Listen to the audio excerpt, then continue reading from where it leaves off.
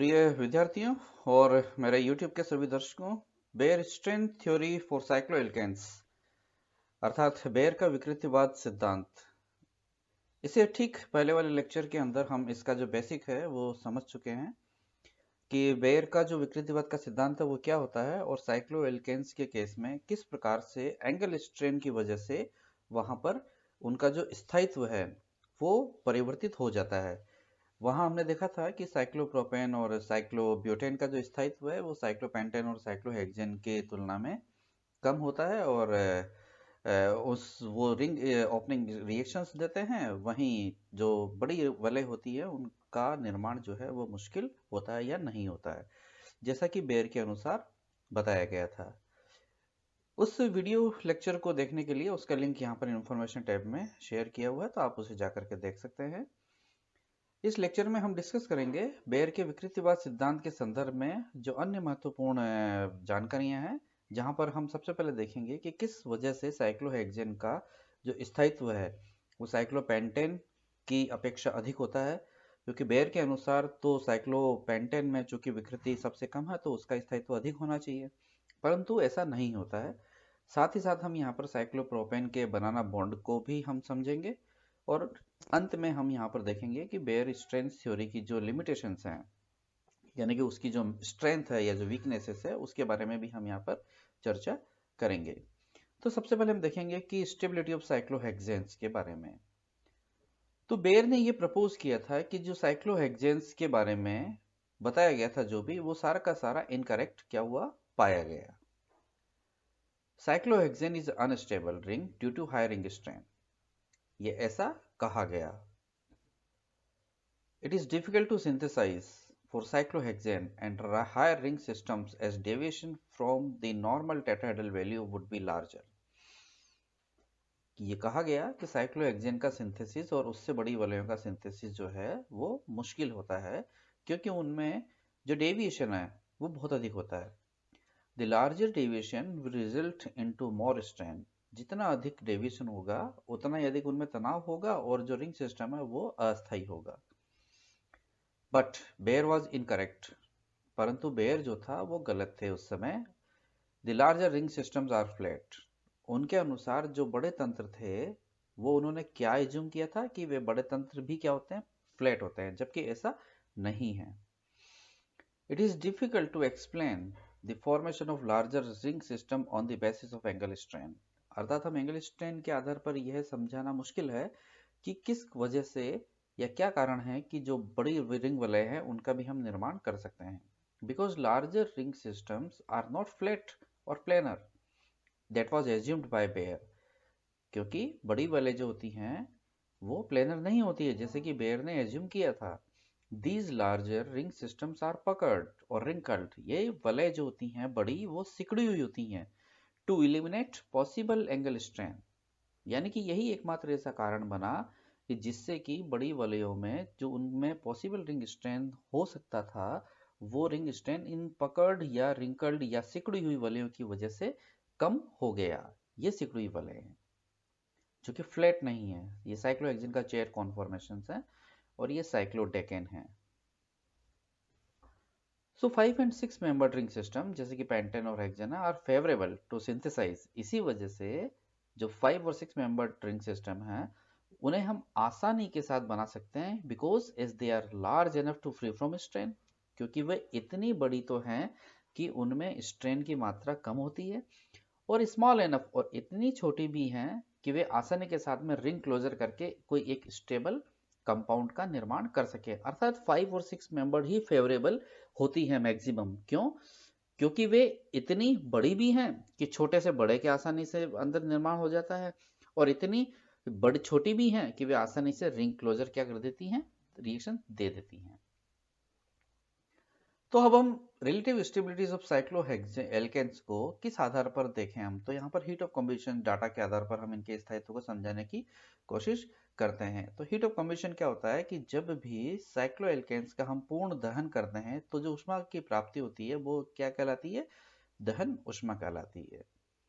The enthalpy change in complete oxidation of a compound is known as heat of combustion, अर्थात किसी compound का पूर्ण रूप से ऑक्सीकरण या जलाना पर जो ऊष्मा की प्राप्ति होती है या एंथैल्पी चेंज होता है वो क्या कहलाता है? दहन ऊष्मा कहलाता है। Heats of combustion can be used to compare stabilities of cycloalkanes. इन दहन ऊष्माओं को हम साइक्लोएल्केन्स के स्थायित्व की तुलना करने के लिए हम काम में ले सकते हैं। As the heat of combustion increases, जैसे जैसे दहन ऊष्मा का मान बढ़ता है उनकी जो स्टेबिलिटी है वो कम होती चली जाती है। क्यों? Because the increase in its potential energy, उनकी पोटेंशियल एनर्जी में मान के में वृद्धि के कारण। All heats of combustion increases as the number of carbon atom increases. जैसे जैसे कार्बन एटम्स की संख्या बढ़ती जाती है वैसे वैसे दहन ऊष्मा का मान भी बढ़ता चला जाता है।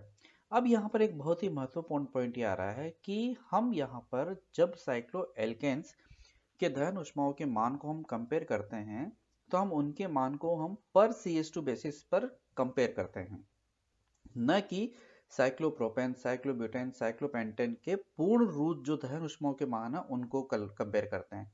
उसका कारण यह है कि दहन ऊष्माओं के मानों को हम सामान्य रूप से जो हमारे समावयवी होते हैं उनको कंपेयर करने के लिए हम ज्यादातर काम में लेते हैं। चूंकि साइक्लोएल्केन्स अर्थात साइक्लोप्रोपेन, साइक्लोब्यूटेन, साइक्लोपेंटेन ये समावयवी नहीं है, ये सजातीय श्रेणी के सदस्य हैं जहां पर कि नंबर ऑफ कार्बन एटम्स के साथ वृद्धि होती चली जाती है। तो यहाँ पर हम पर CS2 ग्रुप के आधार पर इनके दहन ऊष्माओं के मानों को लेंगे तुलनात्मक अध्ययन के लिए। So therefore divide heat of combustion by number of carbons and compare heat of combustion on a per CS2 basis. इसीलिए हम साइक्लोएल्केन के हम मान यदि देखें तो साइक्लोप्रोपेन के लिए पूर्ण जो दहन ऊष्मा का मान आता है वो 2091, लेकिन पर CS2 अर्थात जब इसे हम 3 से डिवाइड कर दें तो कितना प्राप्त होता है? 697।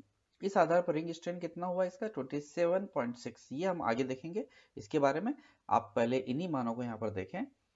साइक्लोब्यूटेन के केस में 681, साइक्लोपेंटेन के केस में 658, साइक्लोहेक्सेन के केस में 653, देन 57, 58, 59 एंड 59, यानी कि साइक्लोडेकेन तक। तो साइक्लोप्रोपेन से साइक्लोडेकेन तक हमने पर CS2 इनके दहन ऊष्माओं के मान देखे। हम कंपेयर इनको करेंगे, इसको कंपेयर हम नहीं करेंगे। कारण मैंने आपको पहले ही बताया कि ये सारे के सारे समावयवी नहीं हैं। समावयवियों के लिए जब हम कंपैरिजन करते हैं तब हम पूर्ण दहन ऊष्माओं के मानों के आधार पर कंपेयर करते हैं। ये इंपॉर्टेंट पॉइंट है, ये ध्यान रखने वाली बात है। तो हम यहाँ पर इसको लेके हम कंपेयर करेंगे। तो इस आधार पर हम आगे क्या निर्णय लेते हैं वो हम आगे देखते हैं।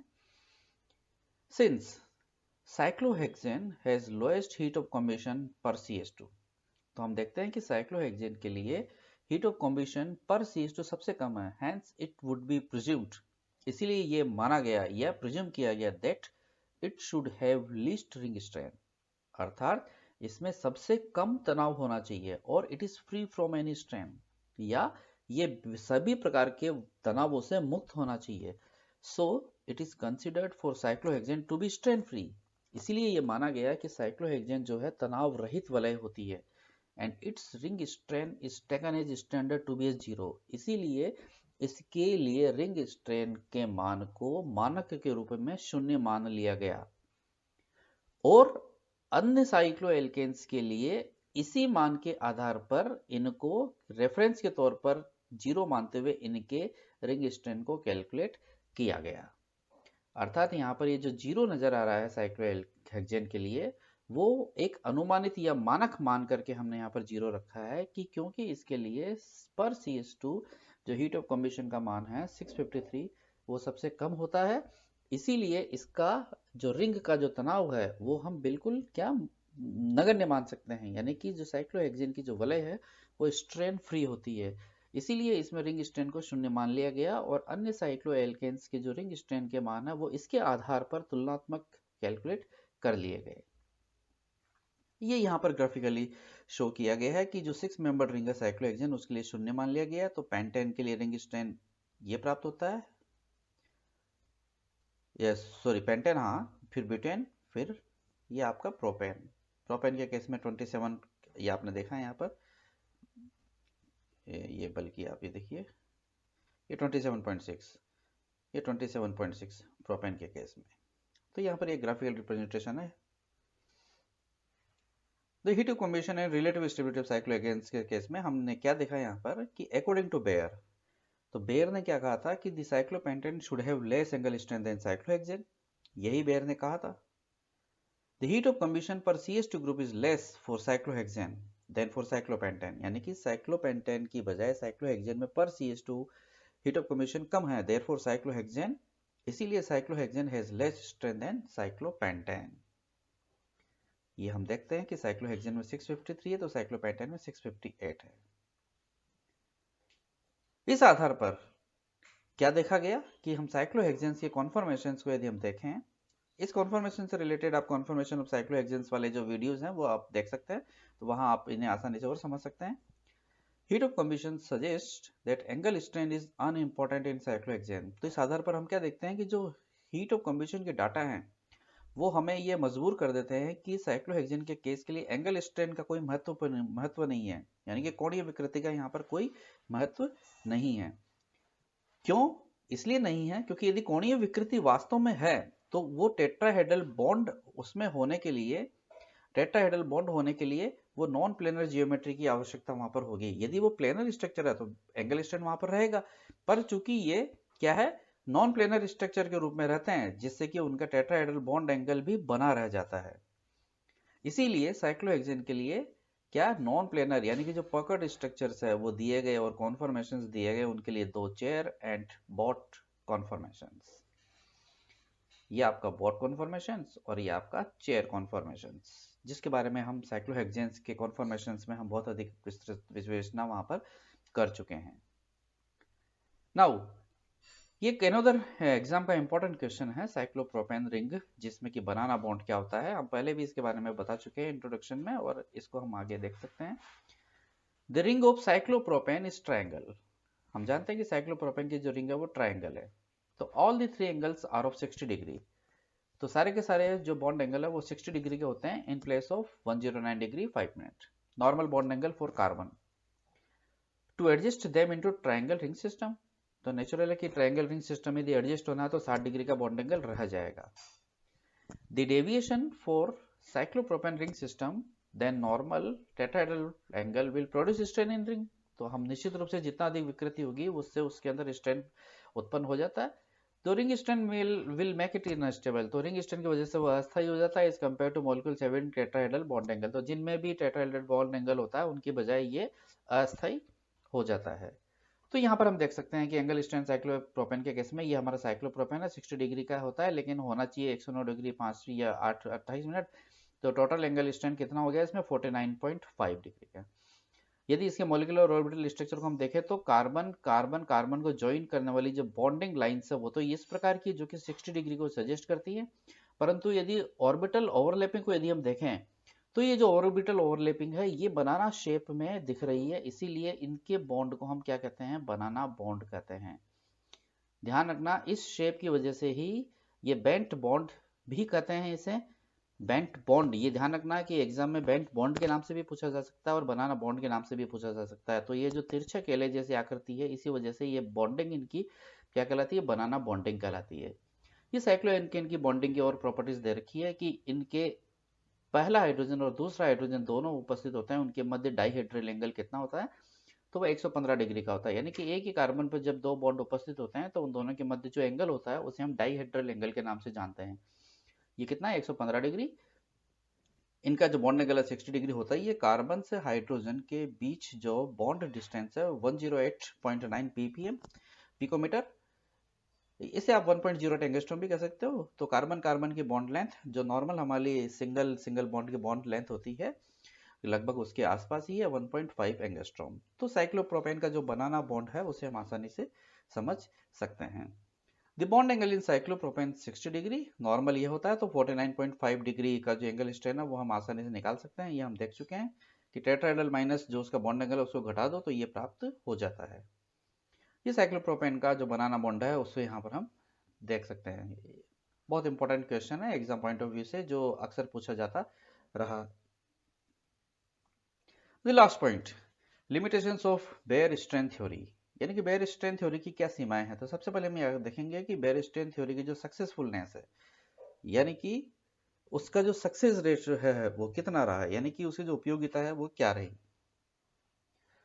सो बेयर राइटली प्रपोज्ड, बेयर ने बिल्कुल सही से विवेचना करी थी कि जो साइक्लोप्रोपेन और साइक्लोब्यूटेन है वो फ्लैट मॉलिक्यूल होता है, क्या समतल मॉलिक्यूल होते हैं, and having angle of 60 degree and 90 degree, और 60 डिग्री 90 डिग्री का एंगल होता है। Those are much deviated from the ideal value of 109, जो कि आदर्श वैल्यू से बहुत अधिक विकृति है। Hence these ring systems are unstable, और इसीलिए ये जो तंत्र होते हैं अनस्टेबल होते हैं और आसानी के साथ में रिंग ओपनिंग रिएक्शंस देते हैं, ये हम देख चुके हैं।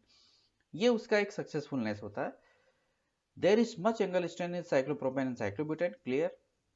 बेयर ने आल्सो ये प्रपोज किया था कि cyclopentane is not need to be planar, यानी कि साइक्लोप्लेनर को क्या साइक्लोपेंटेन को प्लेनर होने की आवश्यकता नहीं है, बट इट इज प्लेनर। क्यों? क्योंकि इस कंडीशन में उसका जो एंगल है 108 डिग्री वो नॉर्मल टेट्राहेड्रल एंगल के बिल्कुल नजदीक होता है। तो ये बेयर की कुछ सक्सेसफुलनेस के पॉइंट है, जो कि एग्जाम में यदि कोई क्वेश्चन यदि आता है तो उसमें हम यहाँ पर लिख सकते हैं। अब इसकी अनसक्सेसफुलनेस क्या है कि Baeyer was not able to explain the effect of angle strain in larger ring system, यानी कि जितने भी बड़े वलय होते हैं उनमें एंगल स्ट्रेन के प्रभाव को बेयर नहीं समझा पाए थे। बेयर के अनुसार साइक्लोपेंटेन स्टेबल होनी चाहिए थी, जबकि साइक्लोहेक्सेन प्रैक्टिकली स्टेबल होती है। लार्जर रिंग सिस्टम बेयर के अनुसार बनाना संभव नहीं है, क्यों? क्योंकि उनमें नेगेटिव स्ट्रेन पाया जाता है, जबकि वास्तव में उनका अस्तित्व होता है और वो स्थायी होती है। Larger ring systems are not planar but puckered to eliminate angle strain. तो ये हम देखते ही हैं कि जो बड़ी वलय होती है वो प्लेनर नहीं होती हैं और वो सिकुड़ी हुई वलय के रूप में रहती है, पकड़ वलय के रूप में होती हैं, स्ट्रेनलेस रिंग के रूप में होती हैं, जिससे कि उनका जो तनाव है वो मुक्त हो जाता है। So thank you.